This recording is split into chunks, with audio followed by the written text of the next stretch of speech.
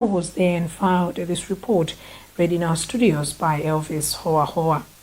Reacting to the call by the state president, Lazarus Chakwera, for individuals to support the overstretched health system on resources regarding COVID-19, Neno District COVID-19 Relief Fund donated nebulizers, pulse oximeters, sprayers and other PPEs at a function that took place at Neno District Hospital on Thursday. Dr. Luxon Dooley, member of Neno District COVID-19 Relief Fund, said the group was created 3 weeks ago to respond and mobilize funds after being moved by the degree at which COVID-19 affected Neno District. He said Neno recorded 563 cases of COVID-19, where 8 people succumbed to the disease, hence felt obliged to help support fighting the deadly pandemic while saving their communities. This is a huge problem up to this point, but we also know that it's a problem that is still continuing, and therefore we're moved to do something about it.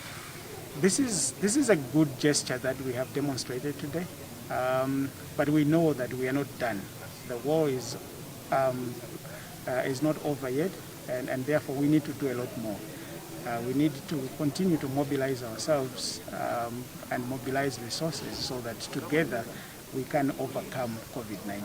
Receiving the donation on behalf of the hospital, Vice Chair for Neno District Council, Mr. Mark Ngwangwa, thanked the grouping for the timely donation. This group has come with this donation. It has seen that the Neno District Council has been lacking such type of material.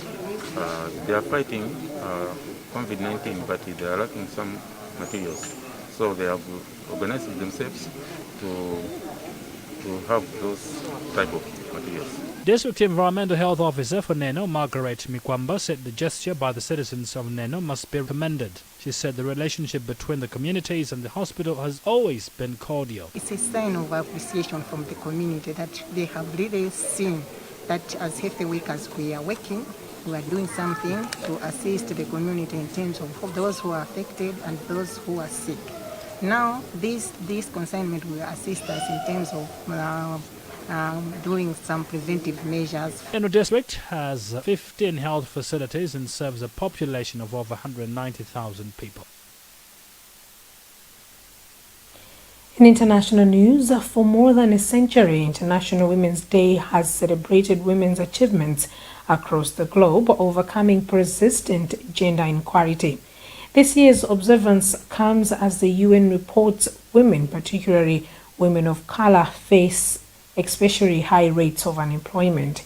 VOA's Isha Surai has more. While employment has dropped across the world during the COVID-19 pandemic, the economic impacts on women have been particularly harsh, according to the United Nations.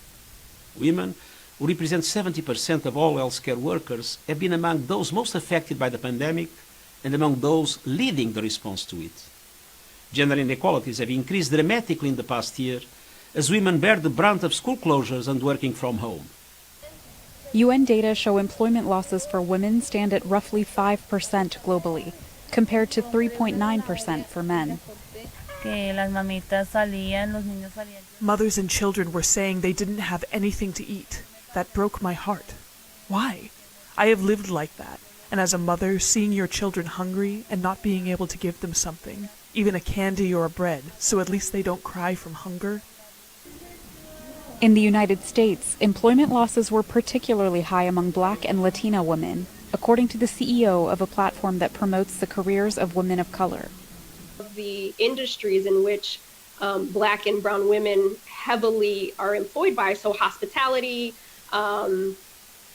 leisure, some of those industries have a very high concentration of Black and brown women. And so in 2020, we realized that a lot of those industries were heavily affected.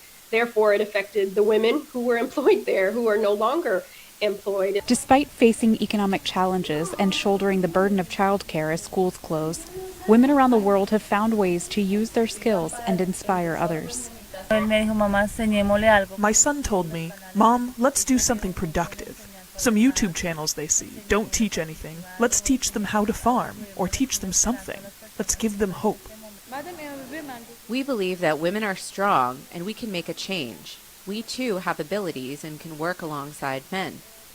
The theme of International Women's Day for 2021 is Choose to Challenge, a call to action for a more gender-equal world.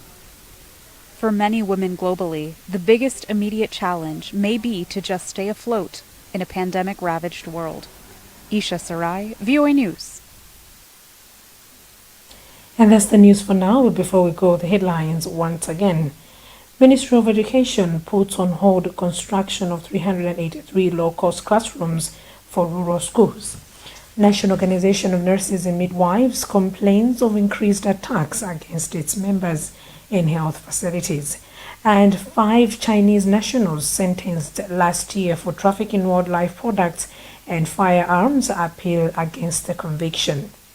You can get more on these and other stories by visiting our website www.times.mw, liking our Facebook page at Times 360 Malawi, and following us on Twitter at Times 360 Malawi. Remember to wash your hands regularly, observe social and physical distance, and mask up. Please stay safe. I'm Josumo Chihana. Have a good night.